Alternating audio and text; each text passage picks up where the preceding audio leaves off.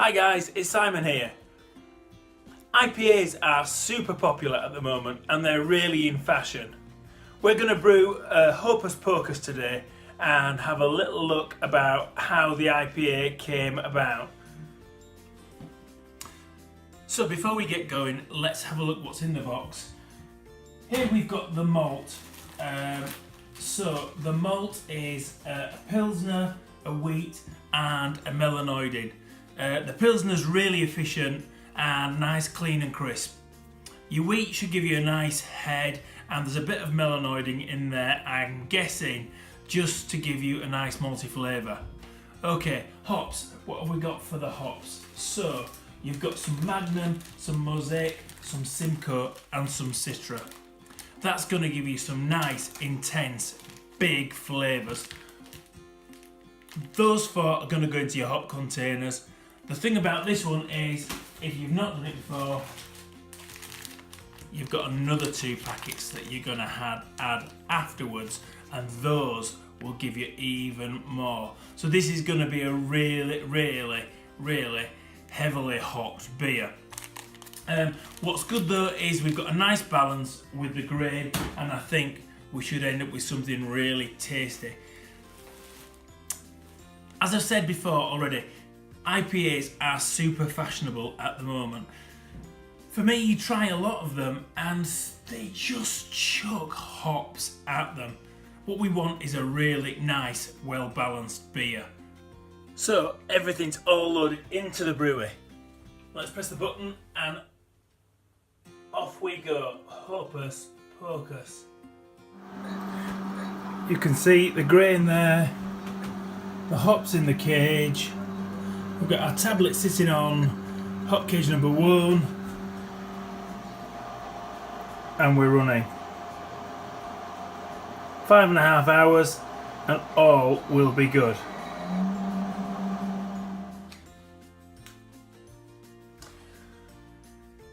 So 5 days on, the boil went well and fermentation is well on its way.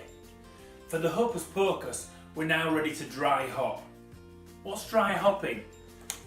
Basically, it's just adding the hops after the boil. If I'm honest, I've not done a massive amount of dry hopping myself. I've always tried to get everything through the boil. But I've heard and spoken to people who really enjoy it and they do it all the time. When you're doing your own thing, you can think about the type of hops you use. Are you going to use pellets or are you going to use leaves? For the Hopus Pocus, it's pellets. And also, when do you want to do it? Do you want to put them into primary, secondary? Do you want to add them to your cask? Those are things for you to think about. Read up on the internet, have a look around and decide when you want to do it. Again, Hopus Pocus is going in 5 days afterwards and we're going to do that in a second. Why do it? And what you're going to get from it. Originally it was a historical thing, which we're going to have a look at in a minute, and it will give you grassy floral elements to the hops rather than the bitterness. If you want bitterness, stick it into your boil. I think too many of the IPAs that you taste out there really heavily bittered, and they don't have enough of that floral grassy element which balances the IPA out nicely. So let's get these hops in. Don't worry too much about bacteria. As long as you keep everything clean, tidy, you store things well, and you don't mess about too much with your beer, you won't have a problem. Right, let's get them in. So I'm going to carefully take my airlock off. Okay, I'm going to put some clean fluid into that when I go back. And it's really just simply a case of sprinkling them over the top. Again, we're using pellets here. What you will need to do is filter your beer through probably one of the hop cages that came with Brewie, just to make sure that you don't end up with all the hops in there. It's fairly obvious really, isn't it, that? all the yeast finished working on the top now and seems to have dropped down. Still a little bit going away there. And that's it, just nicely on there. Smells really good now, smells really good. Okay, really careful, put your lid back on. Okay.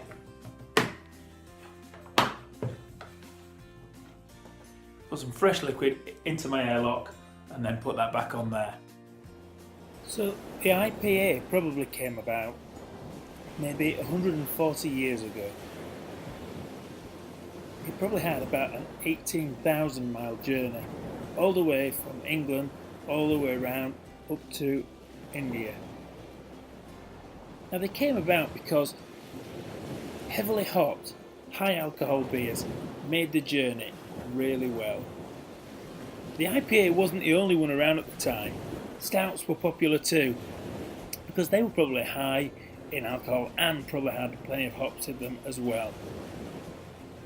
But the thing was, the IPA suited the British and the climate, so it became popular.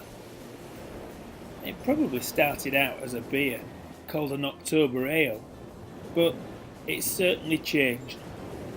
And although it was probably much heavier to begin with, it did become much lighter.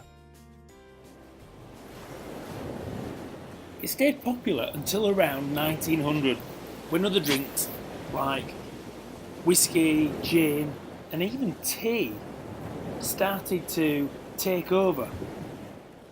Luckily though, for us, around the mid-1970s, the American craft revolution took place and hoppy craft beers re-emerged.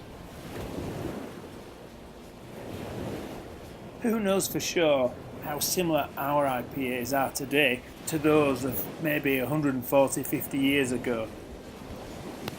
All that really matters is we don't have to wait 6 months to get our hands on a cold glass of beer.